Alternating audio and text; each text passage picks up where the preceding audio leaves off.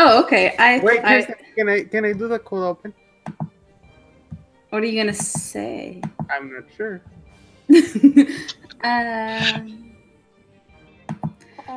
Sure. And we have an opening. Come on, feel the noise. Girls, rock your boys. We'll get wild. All right, guys, and welcome to the Take 3 Reactors Summit. This week we've got a great lineup of matches to talk about. We have the amazing match between Evil Geniuses and Wild Berries, and then Wild Berries, and then the other amazing match that we had, which was versus the Paddington 2 and the Odd Couple. Both of these matches were good for different reasons, and we'll discuss those at length. We also have a lot of news. So much news that we're going to talk about. And to talk about all the stuff this week, we have a wonderful panel. We have Malcolm joining us. How's it going, Malcolm? It's pretty good. Just happy to be here. And it's really a lot of stuff has happened in the MTS realm of stuff. Yes, way too much stuff. To talk about all that stuff with us is Abe, who's actually going to be on the full summit instead of last week. We were just on for like 4 seconds. I will be lying if I say I'm happy to be. That is why we have you around. You don't lie to me. It's always appreciated. All right, getting right into it this week with the first match, which was the Evil Geniuses versus the Wild Berries. Wild Berries. I don't want to say that this match was kind of one of those, like, you knew who was going to win before the match started, because Josh McCouga has been known to pull wins out of thin air before. However, you kind of knew who was going to win this match before it started. That being said, I thought that the Wild Berries played a very good game.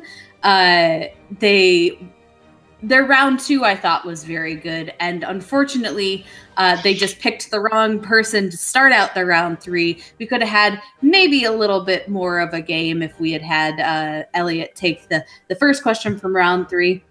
But you had the Evil Geniuses really just showing why they're one of the top competitors in this tournament. They were just really very, very impressive. And we got to see Ricky back as a manager. So, I mean, that was a thing. So let's shoot it over. Abe, you're our #1 Wild Berry fan. What did you think of their tournament debut? I thought it happened what it was supposed to happen. The Wild Berries were going to lose. Even though I love the Wild Berries, I see so many things I love in this match, especially the return of the men. The greatest shit talker in the league, in my opinion, Ricky Haber. That guy and Elliot, during the early days of the Schmoedown, they were the standard of what shit talking can be.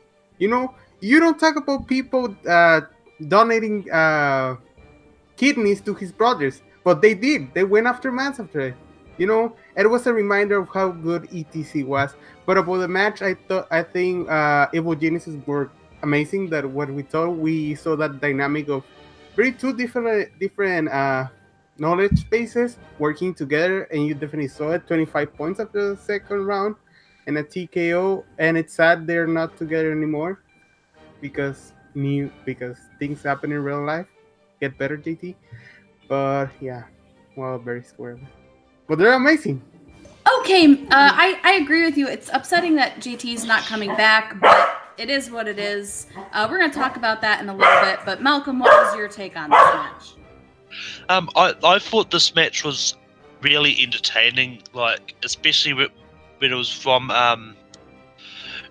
these stars. Like in the promos, they were just so entertaining. Like, and I mean, their opening cutscene with Ricky just coming out and talking to them and then revealing their Wild Berries shirt. It was just fun. It was just one of those simple little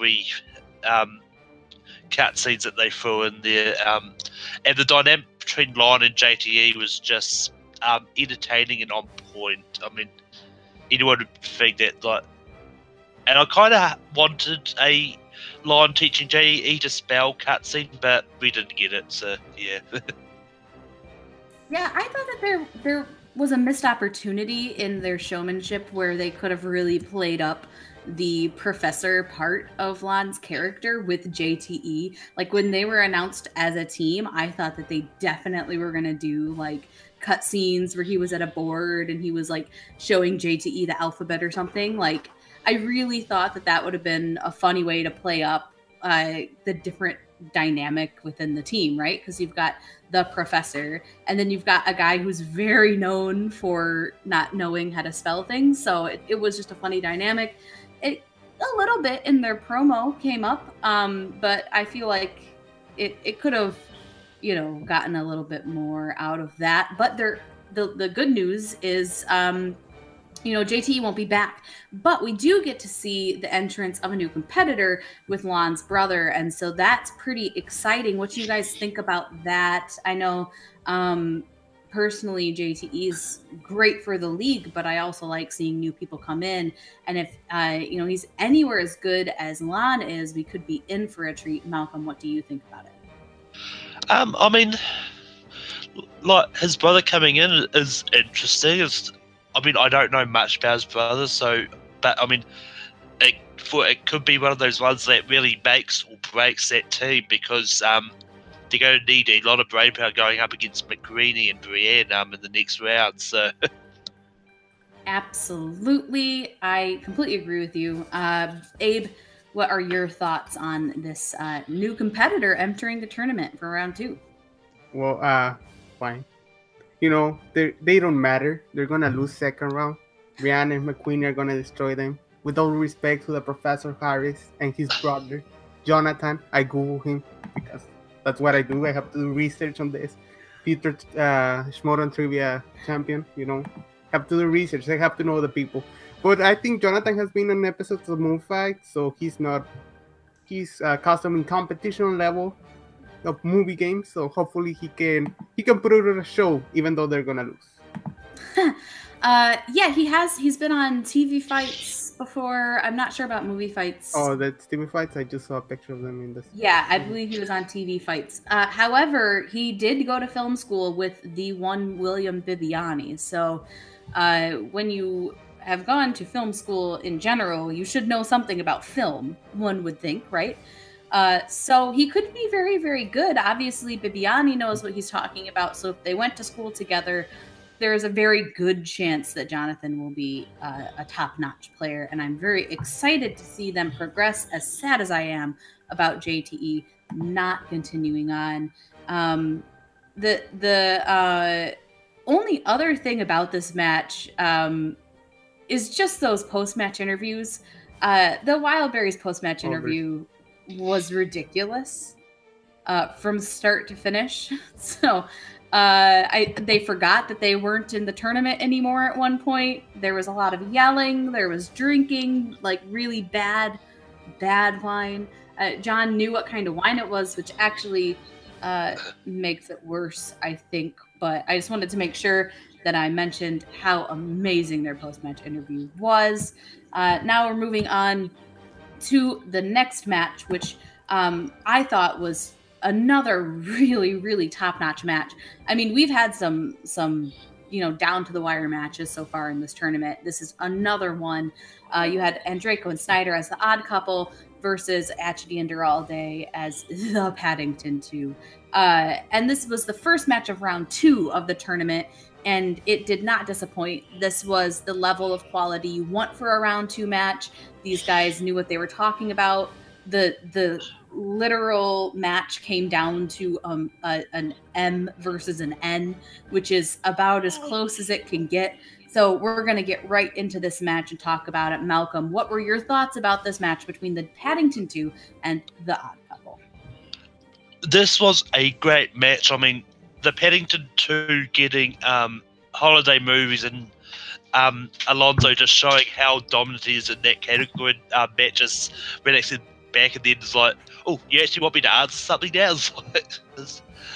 and I mean, even the odd couple did well on Nicole Kidman, which I know a lot of people were surprised that they spun away from modern classics with all the stuff that Scott was going on about the classic slice, but yeah, and this match literally showed how a challenge or two can change the match, because if it wasn't for those challenges, or if Snyder and Draco weren't paying attention to what Alonso was saying, then they might not have caught it, and they would have been awarded the points. So yeah. Yeah, no, I mean that's completely accurate. I mean, there's not much else to say about this match, honestly. It was just a great match all around. To try and figure out what else to say about this match, we're going to shoot it over to Abe. Is there anything else you can think about this spectacular match? I like Archery's shirt. See, we didn't mention Archery's shirt. Always with the hot takes here on Take 3. Abe. No, I was sorry. I was really happy seeing the Paddington 2 back. Definitely, Archery is one of my favorite people, and Alonso is one of the people in the space that I read his reviews, and I think it's the only one.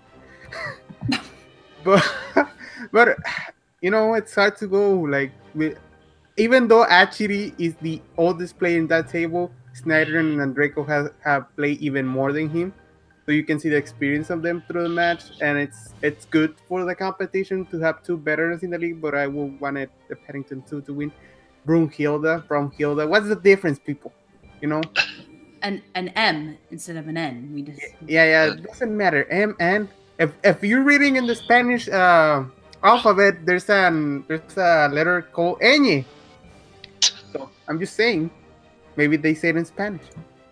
Yeah, maybe they say it in Spanish. You're Or right. Chinese. You never know. It could happen. So, I mean, honestly, this match I just thought was, man, it was so good. It was so back and forth and ended up tied at one point after you thought there was no way it would get tied. And this thing was just a great way to start out round two. I'm really, really excited to see, Andreyko and Snyder moving forward in the tournament. After their first match, I wasn't sure that they were going to be able to work out as a team. They just didn't seem like they were working well together, much like some of the other teams we've seen in the tournament who are progressing. But this match, their teamwork was very, very good. I was so impressed with the way they were talking to each other. And I mean, they said it in their post-match interview, they were taking more time and discussing things. And you could see it definitely in that last question of the entire match to win it. I mean, just the way that they were working together to try and spitball what the movie was and then getting it at the very last second. That was a ridiculous way to end a match. It was so good. I loved just how climactic it felt.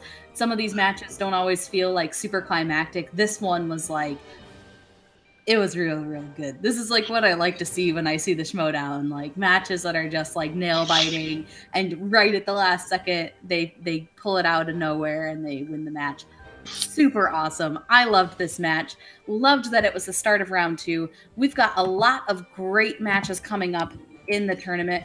We're actually going to talk about those right now. We unfortunately didn't get any interviews with anyone. It's fine. We don't always have to have an interview.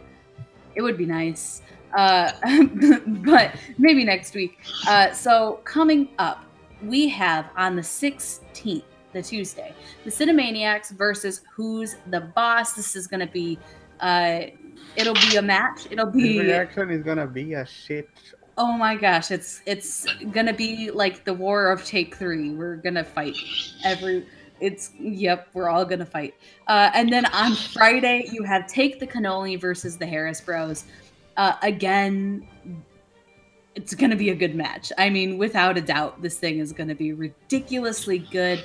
We're gonna talk about who we think is gonna win. Malcolm, who do you think is gonna win between the Cinemaniacs versus Who's the Boss?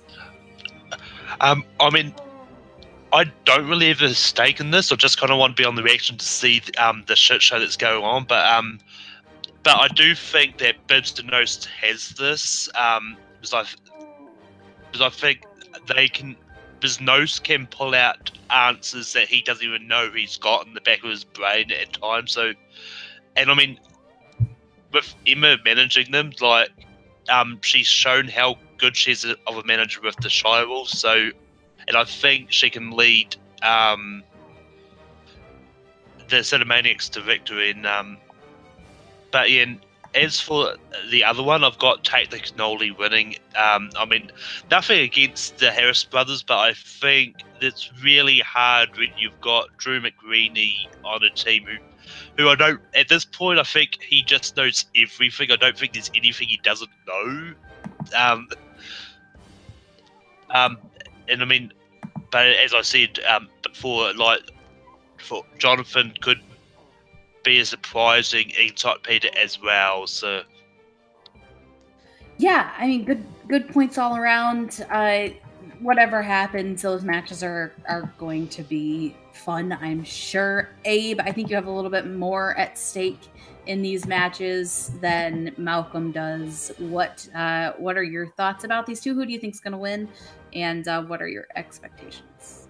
What are my expectations? I'm hoping to see great matches. That's the only thing you can ask for a second round in a tournament with so many great players. I don't want to see any TKOs, people, okay? I want to see to the last question, every single match. If this doesn't happen, I quit. I'm sorry. No, but like, I'm expecting great matches. You know, you have Bibiani, the current champion, against Nost, the former team champion. You have Emma 5, the manager of the team champions. That's weird. But against who's the boss of Riley? Well, I don't have to tell the people. But what's going to make the difference in this match is going to be the managers. We have the best manager of all time, Tom Dagnino, managing Who's the Boss. And Who's the Boss is taking it. Why? Because Tom Dagnino, even though he doesn't play, he's the greatest person in the Schmoedown. And second match, I already say my thoughts. Take the Cannoli is taking it. And, well, in this case, the Harris brothers are taking the Cannoli. There you go. There you go. So who I think is winning this match? I mean, I don't think there's a question. I think that Cinemaniacs is going to win on the 16th. Sorry, Who's the Boss? You're great, guys. But I need those fantasy points. So... Matt Nost, you got this. Also, Matt Nost is better than people are giving him credit for, so I think they're going to win. And then on the 19th, I think Take the Cannoli is going to win. Brienne, I need those fantasy points. McQueen, I need Lon. Well, Lon wins. That gives me fantasy points too. So yeah, I mean, either way, I need it. So Brienne, just, you know, I don't want Abe to be in first place anymore, so you got to help me out. So it's a battle for first place right here. But yeah, I do think that this match, I'm going to give the edge to Take the Cannoli just because we know how they perform. They work very well together. They're both very good at trivia. And unfortunately, we just don't know what half of the Harris Bros is going to be like. So I'm going to give the edge to Take the Cannoli. That's not to say that Lon isn't amazing. He is, but we just don't know about his brother. We'll see. And I could be very, very wrong, and I could end up not getting any points. We will see when that happens, but we're going to move on. This would have been a really great time for a fantasy update. But, you know, there's no Matt. So Abe's in first. I'm in second. Clark's in third. And I mean last. Dude, I'm dead last. I'm 89 points ahead of you. 89. That's like too much. I'm gonna make it up. I'm gonna make it up. You know, you can always transition to Beanie, and there's gonna be a fantasy update. I think Vinny kidnapped Matt. Do you want Raul to make the fantasy update? No. I think that this is a perfectly good fantasy update. Okay, I'm just. I mean, so here's your fantasy update. You have Abe with 799 points. You have me with 710 points. The Jen Kemp is next with 677 points. Matt Kearns with 444. Evan Tiny Carrots DeGraff with 405. Oh my gosh, the Penguins has 401 points. And we also have our good friend Mark Edward Hoyk in 7th place with 312 points. 312. That's Mark, right? I don't even know who that is. But that's the movie game. Who's that last team? It's from the former Summit host. Oh, that's Jacobs. Yeah. I don't know what happened to that. Man, Jacobs is really going downhill. Yeah. I don't think he's even bothering with fantasy now. Oh no. Me and Abe and Matt are like the only ones who pay attention to this. But I'm having a really great time with my personal vendetta against Abe, so that's all that matters. I literally have a great team right now. This could be the winning team, guys. You don't even know. I have Mara, I have Matt Nost and John Roca, Brian Chandler, and Chance Ellison. We're doing it, guys. We're making our run to the first place title. Sorry. All right. So that was our rant about fantasy. I don't care about trades. I don't think there were any anyway. So we're moving on to news. There's a ton of news. So much news. I think the biggest news is we now know who's going to be playing in the singles tournament. So earlier in the week, we had the announcement of who the 5 people were going to be for that qualifier match. So it was between Janine the Machine, Josh McCouga, Ben Bateman, Lon Harris, and Chance Ellison. There are some big surprises in those 5. However, one person who was drawn at random got instantly put into the tournament. The other 4 people are going to be fighting to the death. Trivia style, which is just, answering questions until someone loses. And the person who wins will go to the tournament, and the losers will probably be in the audience watching the tournament. So we did also find out who that person moving into that spot was, and it is Chance Ellison. So fantasy looking pretty good, guys. I'm just saying. Woo! But I am a little surprised that he's making it into the tournament automatically as a rookie. I think that's pretty awesome. So we're going to talk about the 4-way to qualify first, and then we'll talk about the official bracket of matches for the singles tournament. So first, what do you think about that 4-way qualifier between Janine, Josh McCouga, Ben Bateman, and Lon Harris? Abe, what are your thoughts on these competitors, and are you surprised that these guys aren't just in the tournament anyway? Correction, it's not a 4-way. It's like a mini tournament. Well, yes, but there's 4 of them. Oh, yeah. There's 3 matches. So 2 of them will play each other, and then 2 of them will play each other, and then 2 of them will play each other. One of them is confirmed, if I'm not mistaken, right? It's Lon and McCouga. Yeah? Yes. There was The other one, for reasons, is also confirmed, Janine versus Bateman. Yes, correct. I think McCouga versus Lon makes sense. I think it's very, 2 different kind of players, like the loudest person in the room versus the smartest person in the room. I'm usually both, in the summit, Yeah. the loudest and the smartest, usually. No, but I think it's great, and I think McCouga can put up the upset, even though that wouldn't be good for my fantasy. But we've seen John McCouga do things that nobody can do, and that's the man that's gonna take it. And about Janine and Bateman, I thought Bateman was done in singles for the year after the loss for Roca, but I'm happy to see him there. He's 2-3. He has to win 2 straight matches in a row. It's gonna be hard, definitely hard. But Janine can put on a fight too, so it depends who has the better will. Yeah, who responds the will the best, who gets their category. I think that's gonna be the deal break in that match. So I'm thinking Bateman. All right, and for this. Not a 4-way, I guess, but I want to say that because there's 4 of them. What are your thoughts on it, Malcolm? Yeah. This is definitely interesting. Like, chance getting the magic number to go in straight into tournament is surprising, but then again, it shows how much faith Christian has in chance to go far. And I mean, Lon and Makuga could be very interesting. Like, Makuga could pull an upset because we have seen him do that before. So I mean, it's definitely interesting. But yeah. Definitely. I mean, I'm with you. Makuga has always been a player that has been surprising when he wins. So we're gonna have a good match there no matter what. I think. Well, and then the other side of that is we've seen Lon come really close to losing to people who everyone was like, oh, there's no way that person will win. And, you know, we saw it with Cody and Cody. Ethan. And Ethan, you're right. And yeah, but that was a good match.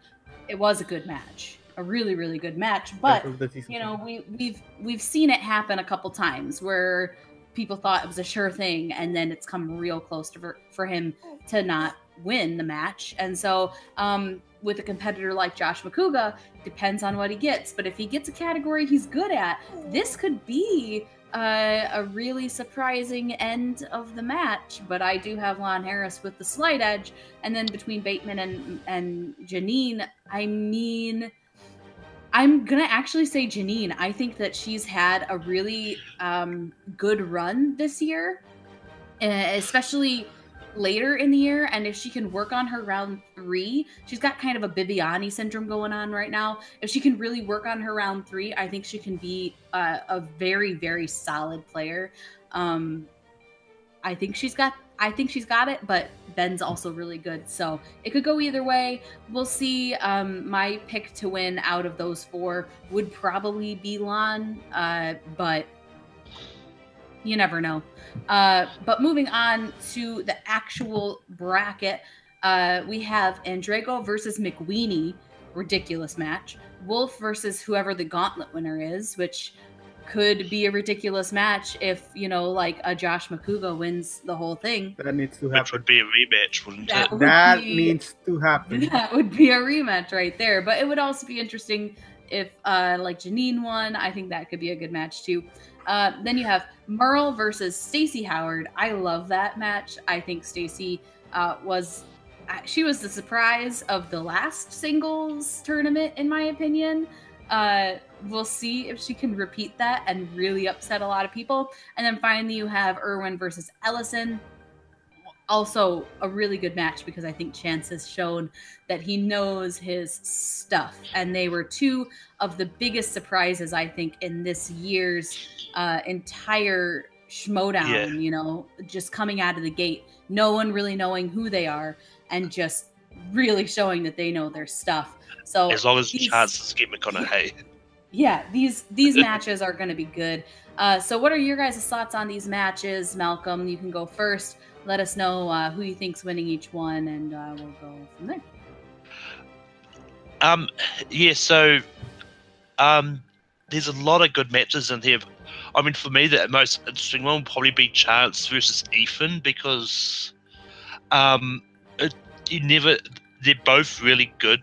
You never know what can happen. Was like, and as for Merle and Howard, I actually think that Stacey Howard could pull an upset.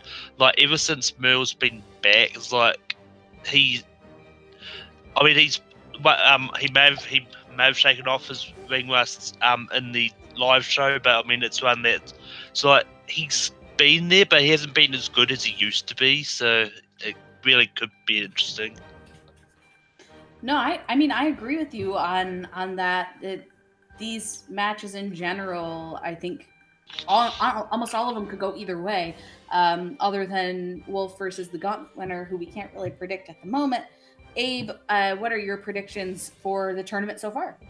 Okay, for Andrego versus McQueenie, that's hard, but we all know who's winning, right? Repeat it with me. The fans. McQueenie. The fans. I thought the fans. Oh yeah, and the fans too. I don't know who those are.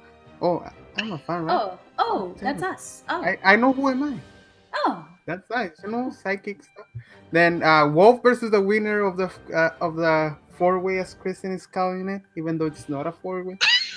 But I want Makuga to win that. You guys just said it. Like that has to be the match that we all won. That third chapter we have Rock O'Reilly 3. We haven't gotten Rock Commands 3, but we have to get Makuga Wolf 3. Also, what's the Erwin versus Elson? We've seen. I don't think Chen shine in the first round, but let's see what he can do against the Founding Fathers. I think Erwin can win it. That's good for my fantasy points. So, that's the war of Kristen and Abe in fantasy. And what's the fourth match? Stacy versus Dan. I think we haven't seen Dan play 100%. I think once he lost to Christian, I think a lot of people doubt him, but we know what Dan Murrow can do. Like, no question. I think the guy match was ring rust, but we saw it with Riley, and when we saw guy playing against someone that's not ring rusted as John Roca, we saw a TKO. So, but I want Stacy to win now because I like Stacy. I think she's great. So hopefully she can win.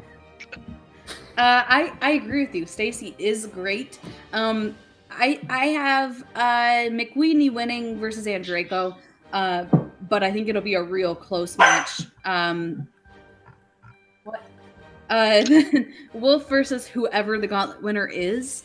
I have Wolf winning because I like her and I don't care who she's facing, except unless she's facing Janine, and then, we're friends, so that's hard to just be like, Wolf's winning because I like her. There's that. Merle versus Howard. I do have Merle winning this one. However, I think Stacy could bring that upset like she did last year very easily. And then Erwin versus Ellison. I think this one is going to be the surprise of the tournament. If we're talking about upsets, I think that this is going to be the upset that happens. And that's maybe a bold prediction because Erwin is ridiculously good. But I do think that Chance could do it. And I think that, if there's going to be an upset that happens, I think this is going to be the match that it happens at. It's going to be the most surprising one that happens. And with that, we're moving on. Another big announcement we're not really going to talk about, just to throw it out there. There's going to be an official Schmoedown website. This was officially announced during the week. It's going to launch on November 1st. It's going to include all the schedules, rankings, everything, news, all that stuff. It'll make my job a lot easier on the summit. It'll also make my job on the summit recapping the news moot, because you guys can all do it yourselves. But the one thing I've learned about the internet is that people are lazy and no one will do it themselves anyway. So job secured. All right, moving on. We also have 2 exclusive matches. The horror match was announced on who was going to be participating in that. We have Bibiani versus Riley versus Andreyko, and also the Scream Queens, which is Haley and Kaylin. I was surprised at some of the people in this match. However, I think that this is a good match. What did you think about this announcement, Abe, and who was going to be in this one? Christian said it like no Wolf and Whitney because his schedule, I believe there were the 2. It was Perry and Clark. Oh, sorry. But those 5 Whitney. people, they can do some damage. I know Vivian is good in horror. I know every single one of those. So it's gonna. The one that surprised me wasn't Draco, to be honest. Like, we never seen Draco like answering horror questions or something. That one will be interesting because if the guy can pull those questions and win, that will be. You were talking about upsets. That can be an upset. Definitely, and the thing is, we've seen him answer horror questions in regular matches. So we know that he knows some stuff, but we don't know. I don't think he's ever had it as like a round 2, so we don't know what his in-depth knowledge is. So it'll be interesting to see. The closest he got monster movies against Viviani, if I'm not mistaken. That's true. Yeah. I mean, Andreyko's always been a competitor who gets things and surprises people. Like when he got musicals, it wasn't on his list of strengths, but he completely annihilated that category, and now it is on his list of strengths. However, he's always been someone who has surprising depth, so I'm interested to see how he competes in this. Malcolm, what did you think about this announcement, and who do you think is going to come away victorious from this horror match? Yeah, I mean, and Draco's the only one that was really the surprise for me. Like, and you've all said it, it's like, but I mean, for me, I think Bibbs will probably take this away. As like, he knows a lot about horror, and that I mean, like, the addition of the Scream Queens makes sense because I mean, Kaylin, I believe, works for a horror website, so I mean, you would expect her to know.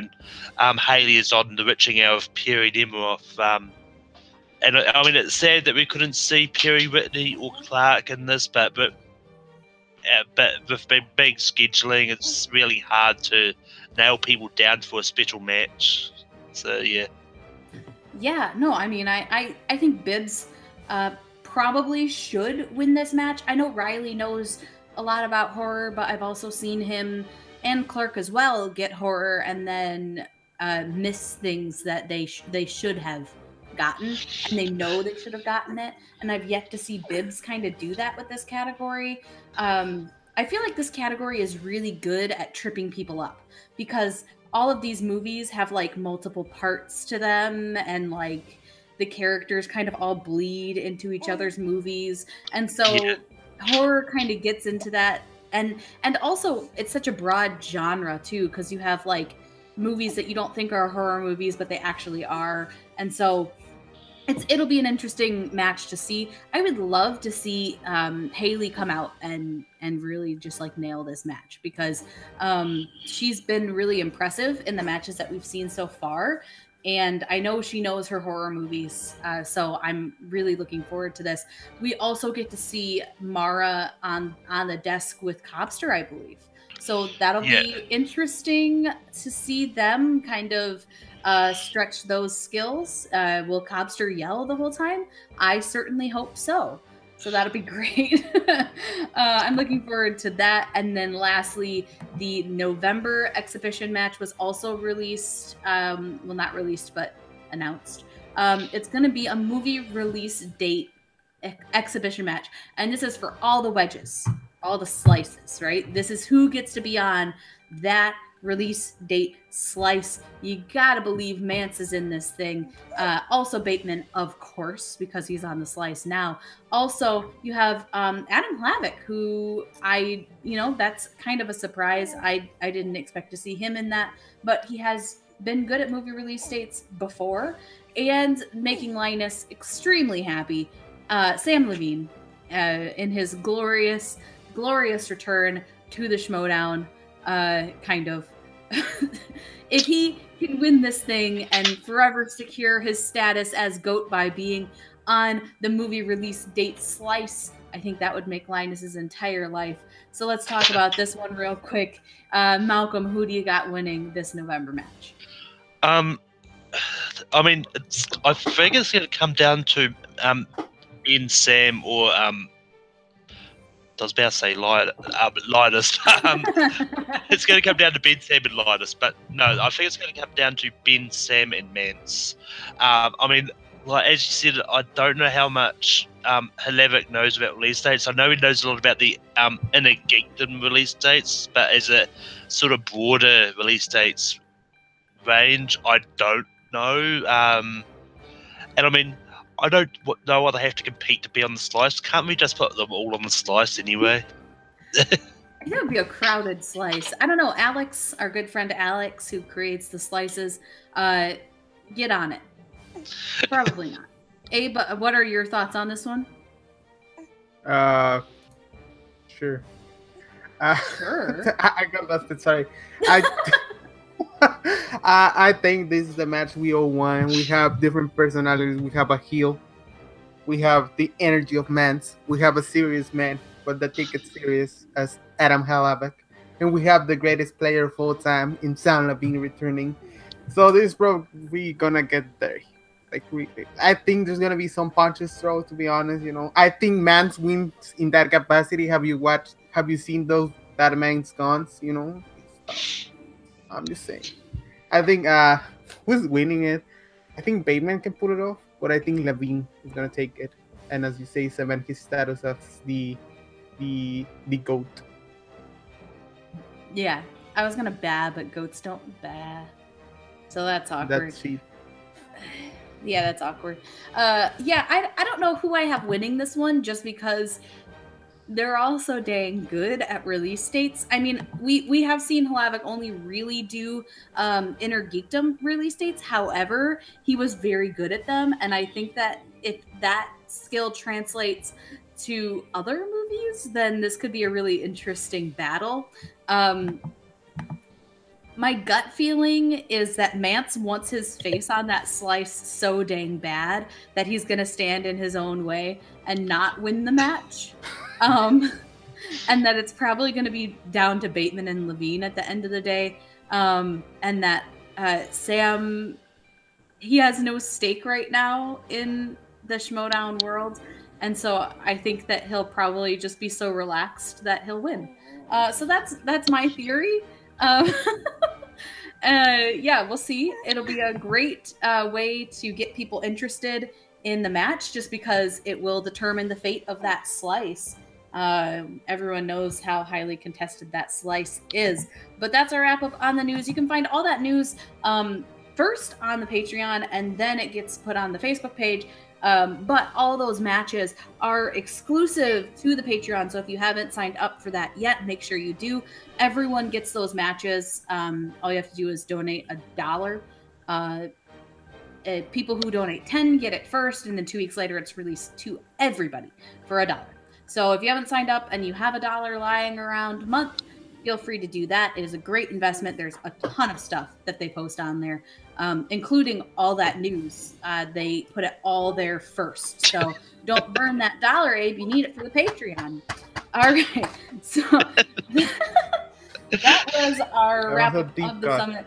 That was a deep Take 3 cut right there. All of our longtime fans will know what that is about. All right. So that's our wrap up of the week of the Schmoedown. It's been great talking about the Schmoedown with my good friends. We just want to thank everyone for watching. Malcolm, where can we find you on the internet? Yeah, I mean, the first thing is I'll plug Late Night Take 3 because if you watched last week's episode, we had Chance Allison on there, and I believe they did a interview with him at the start of it. So he says some stuff. I wasn't actually on it, so I don't know what he said, But also you can find me on Take 3 where I host my show Rankum. Tomorrow we're doing movies that are set on Halloween. Tomorrow or yesterday you did? Tomorrow, yesterday, time is all fluid. We can go back in time. Wibbly wobbly. You can also find me competing in trivia matches on Multiplex and Full Metal. There's a few matches on Multiplex with me this weekend, so watch them and have some fun. And also, you can find me on Twitter, Letterboxd, and Stardust at Malcor. Awesome. And Abe, the editor of the Summit and other things, where can we find you, good sir? I wouldn't call myself good, sir. I've been in jail a couple of times. No, just kidding. I'm a good citizen. You can follow me at Twitter at AbrahamF25. Please don't add me on Facebook if I don't know you. Yep. I would also like to say that, just in general. But you can find me, as always, right here on Take 3, hosting the Summit, most likely every week for a while. And also, you can find me on Twitter, Instagram, and Stardust at Smith_K10, the number, not the word. And I gotta go. So it's been great, everybody. And we want to thank you guys all for watching. We hope you have a wonderful day and enjoy all that good Schmoedown stuff that comes out next week. We'll see ya. Take care. This is bad for you.